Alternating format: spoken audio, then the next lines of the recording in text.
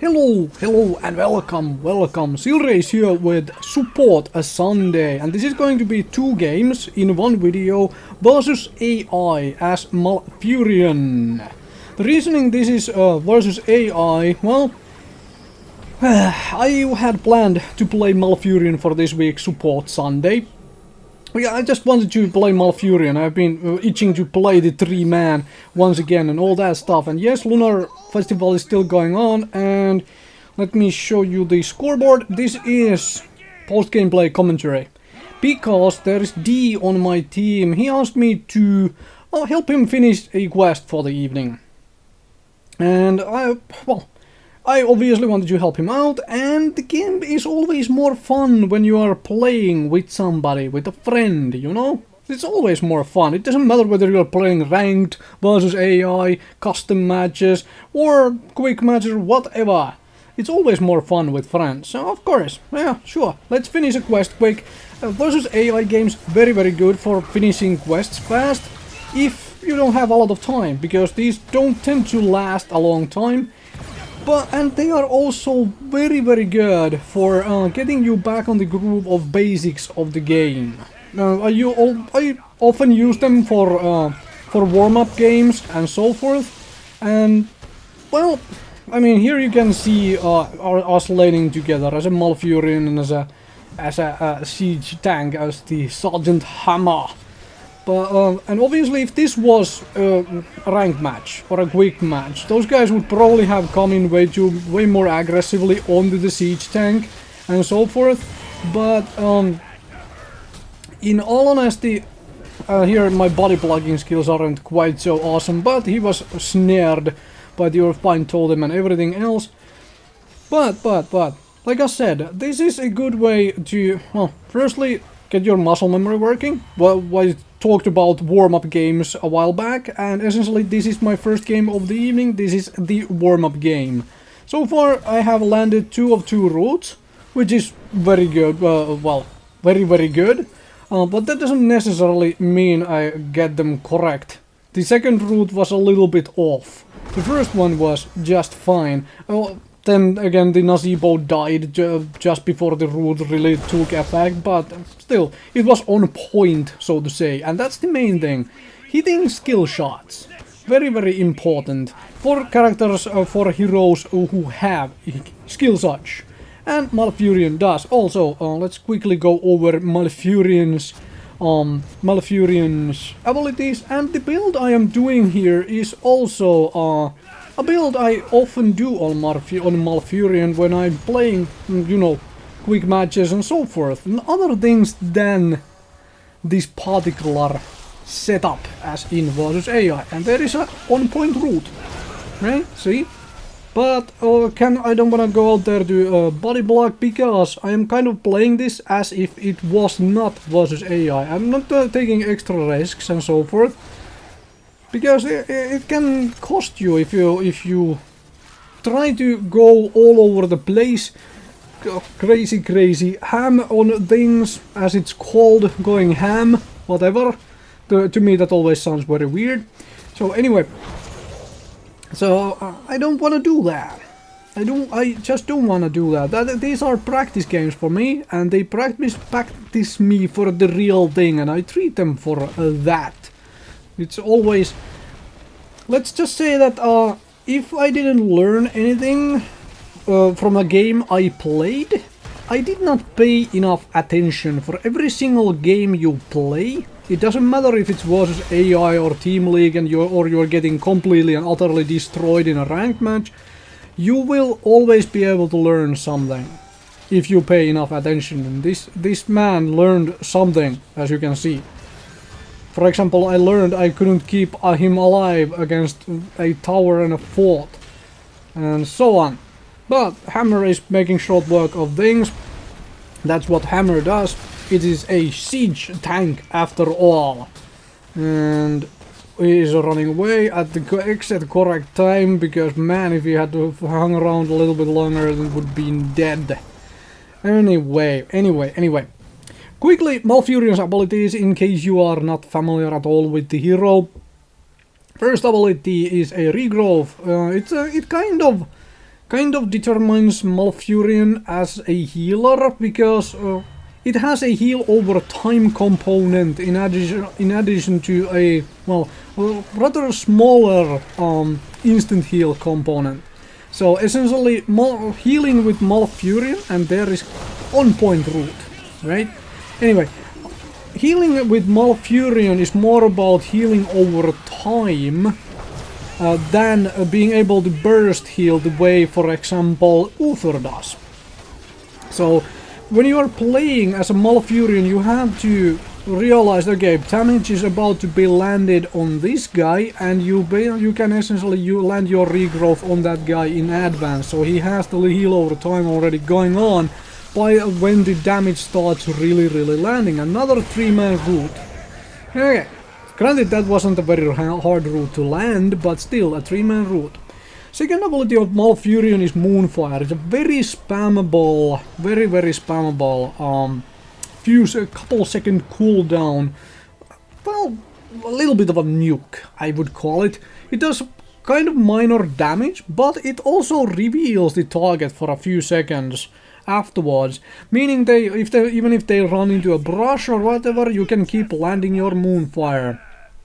And I always pick, basically always pick, there are obviously arguments for other talents, but I basically always pick Elune's Grace on Malfurion to get extra range on abilities, so you can cast things from a safe distance. But there is also kind of a nifty ability with that, because it allows you to keep a target visible for a long time as Malfurion, because you Moonfire, they start moving away, you Moonfire again, and they can't really get out of the range as long as you keep chasing. So there is that bit of, well, gameplay advice if you like Moonfire and revealing your opponents. And third ability is this thing which is landing here on 2 targets again, the root. It has a little bit of a timer before it takes effect, before it really spreads and actually roots people. It does a little bit of damage on top of it. Not enough damage that you really want to use it as a damage spell. You use it for crowd control, to stop enemies from going places, and so forth. Trait for Malfurion gives mana to a friendly target. You cannot use it on yourself. You can use it on a friendly target. And as you can see, I have been casting it on everybody, because as a level 1 talent, I typically take the talent which lowers its cooldown. Especially on a team. Okay, that was kind of bad, but we can root at least in a Z-ball. And here is the heroic in action. One of the 2 heroics, basically the only heroic you will probably ever pick on a Malfurion in any kind of a serious game, and that is Tranquility, an area effect heal around Malfurion. And remember, while Tranquility is active, you can use your other abilities. You're not just stuck to using Tranquility. I have seen that mistake from time to time from various Malfurion players. You can and should be casting all your other abilities if it's necessary. So, Tranquility, very good heal, and so forth. Long cooldown though. If you have been checking out the talents, it's basically a heal build. Level 13 is always a question mark between the life seed, or seed of life, and ice block. Ice block is the more typical pickup here though, because not really in that big of threats and whatnot. So I decided to go with the seed of life, and this is where Siege Tank gets pulled by the Stitch's hook and destroyed, and there's no way I could have saved the Siege Tank, so hung around too long, even against the AI. Sometimes that happens, and when you do it against AI, you can get away with it. When you do it against players, well, they are probably pressing their advantage at that point, because Siege Tank is really good for sieging buildings, surprisingly enough, but well, yeah, it sucks when it's not alive on your side to clear the enemy pushes from far away. It definitely does. Life seed, seed of life. I really should have named it Seed of Life. but that might have sounded perverted to somebody, maybe. I don't know. Anyway. I picked up a coin, because we are on Pirates Bay, as you can see. Blackheart's Bay, Pirates Bay. I just like to call it Pirates Bay. At this point though, we can probably just push for a win, which is what we should be doing. I mean, this game should have ended about a minute ago, in all honesty. But, well, vsAI games people are about to hassle around a little bit more, and this is a kind of a fight we can take, because I still do have my heroic, and that was a very nice stun by her. And like I said, here is my heroic. Just keep on trading with the stitches. I will heal you up. I don't need to root him, but here we go with the root and a dead stitches. AI obviously plays situations like that very badly. That doesn't mean that you should slack out entirely. I mean, I was still on point with the root, right? Had I messed it up, he could have probably gotten away, possibly gotten away. Although it's very hard to escape from a hammer who is like really going at it. So yeah. This trading we can do, especially when Rhaegar is joining us, but the Rhaegar is going forward like a lot out there to die. I'm gonna go and try to save the Rhaegar, and then we can push in for the victory. Because like I said, this game should have ended already. But another thing to learn from vsAI games, how fast you can actually finish games. If you get complacent, if you get used to being able to drag games on without enemies actually managing to do that comeback.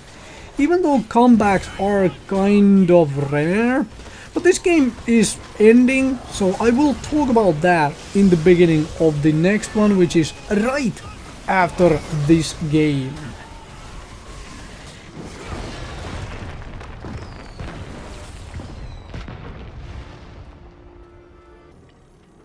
And here we go, after you saw the scoreboard. Game 2 with Malfurion vsAI, as mentioned, with a D around with the siege tank to finish his quest. And yeah, on a different map though, thankfully. This is a garden terror of gardens. If you manage to find one of those in your gardens, you probably should be picking up out the weeds more often. Anyway, again, I'll look at the team compositions, because even against the AI, you kind of want to know what you're against. Especially when you have heroes which can make choices such as between Regeneration Master and Block. If the enemy team is full of auto-attackers, you might want the Block over the Regeneration Master. As an example. But I was talking about, at the end of the last game, I was talking about getting complacent, getting, used to being able to drag games on. And that is a bad habit, and therefore you saw some body blocking, which is a good skill to practice in a vsAI games. I'll be outright honest and say comebacks are not something you really need to be truly afraid of, because while they are possible, if you get a lead and you maintain that lead, you don't screw up, it is really difficult to do a proper comeback. You could argue nearly impossible. So here is the body blocking business, and I screwed it up. Actually, so yeah, like I said, very good skill to practice here, and I screwed it up. I shouldn't have done that. But here is a route to make up for that. So yeah. Anyway, finish games. It's like when you have that chance to finish the game, go and finish the game. Don't drag the game on just to drag the game on. Against AI you can drag the game on and you can still come out on top. Against real players, though, if you screw it up, if you drag the game on too long and they actually manage to catch up to you, then yeah, you might just have thrown your own game. And it's not necessarily because the enemies played better they might not have. It's just that you might have started making mistakes in places you probably shouldn't have made mistakes. And this is one reason why I really love this particular combination of classes. Or, not classes, but of heroes, like roaming together. Jaina with Malfurion is just awesome. Malfurion can give Jaina mana. Jaina is kind of mana hungry, especially early on. Jaina absolutely destroys everything Malfurion traps into the root. Because we'll probably get both waves of Blizzard onto the targets who are rooted. It is really fun. I enjoy playing that combination a lot. Like every time I go Malfurion support, I'm hoping there is some kind of an AoE cast around, and I actually just straight walked into the road. I saw it happen, and I was like, okay, I'll go backwards because these guys are bushing, and yeah, there's the road. And I don't know how that stun hit me. I was at the very edge, so maybe I did position myself wrong there. Cannot. Whoa, okay. Jaina barely lived. I was afraid of like going out there into the range because I am out of mana. I need to body block for the hammer and the squishies though. So I have enough health to do that. Give some mana to people and heal myself with the last bit of my own mana. And then we go to the fountain, to the well. Grab a little bit of stuff. So yeah, thought of half-stoning there, but honestly, we have a terror coming online, with the Brightwing picking up the terror. Actually a good hero on this team to pick up the terror with, because everybody else is kind of immobile. Okay, Li Ming has a teleport. A very short range teleport for her own, but essentially Brightwing is the only one with a real escape. And you don't want to put your Sergeant Hammer into into the Garden Terror like ever. So yeah, there is that. And so I didn't really want that, and I should have dodged that stun. Another thing to learn, another thing to practice. Really should have dodged that skill shot. This one didn't matter at all.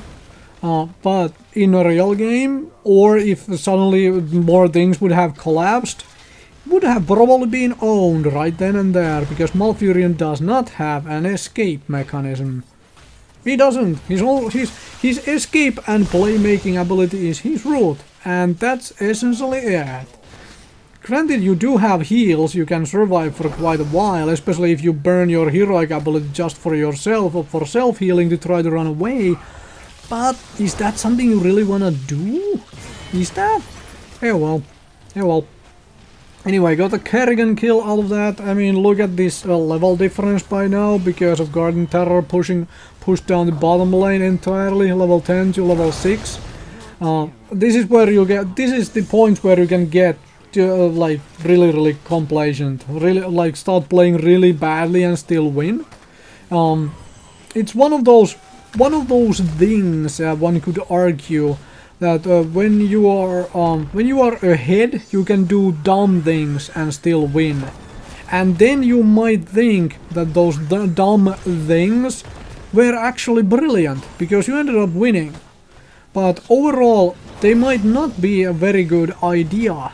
It's just because you were so far ahead you could get away with it. And that is always something you have to be very aware of in your own play. When I make this play, am I making it because I am ahead and I can get away with it, or am I making it because it is a really good play at this moment? Like this play here, us against these three, is probably not a good play. Granted, we do have Brightwing support, but we are getting away with this simply because we are so far ahead, in all honesty. Against Kelvas, Kerrigan, if they were even level, if they had their heroics, at least one of us would probably be dead, because no hero here has a good escape mechanism. Well, Hammer has thrusters, and Brightwing can use his, magic teleport ability to go elsewhere. But that's essentially it. Malfurion does not, and I don't have Ice Block, right? But this is actually a game where I believe I'll be grabbing that ice block simply because they do have Kerrigan Kelvas combination, which is a really scary combo, and that's Brightwing going way too, what was the word again? Ham. Yeah, way too bacon on people. Anyway, very very good example of the, you know, okay, I'll do this because I'm ahead and I'm getting away with these things, and then you get punished for it. Why am I playing against AI again? There is the ice block. Because it still teaches you many of the basic things. Okay, here you don't usually lose the game because of a play like that, but if you do that kind of play against human opponents, they are likely taking advantage of that situation and you are losing. And I can't get to Jaina in time. So oh well, we will go get some of these things then. Hello Nazibo, would you like to fight me? There is your route, and the siege tank is barely not in range. Oh well. Level 13, hello Keldas, I don't know what you're doing, but you're dead. And then there's a Kerrigan. And this is the best kind of situation where enemies come one by one. This actually surprisingly often happens in real games too. When people suddenly get a good idea, oh they are there, let's go do them and stuff, and then they come one by one and get destroyed. Something not to do. Being bought by the bots. Who would know that? Who would figure that playing versus the AI actually teaches you stuff? Most people don't take it seriously enough. Most people just use it for finishing quests and whatnot. Essentially, that's what I am doing here with D, after all. However, like I have mentioned before, not only is it good for warming up as your first warm-up game and to start your whole set up from a victory, but it is very good for keeping track and keeping on call with all the basics of the game. Where should I be going? What should I be doing? And how do I body block? All of these very basic things. Landing skill shots and all that good stuff. There is Li Ming having double targets on things, and there is that if I didn't get hit by that gravity lapse, I would have been able to keep this Kelvas permanently moonfired, so he would have been visible to everybody. So you can see the range of the moonfire there with the talent, which increases range on base abilities. Very strong talent, at least in my honest opinion. The way I play Malfurion, I use it a lot, but everybody plays slightly differently, and just because I incorporate it in my build, just because I use it, doesn't mean it's going to work for you. It requires a certain playstyle. And as you can see here, I am doing a little bit more body blocking than, I mean, I am not using the range increase perfectly, let's just put it that way. But we are finishing the game. Thank you very much for watching. Hopefully you'll learn something from just purely, you know, versus AI matches. If nothing else, play with friends, it's fun. You've done your part well.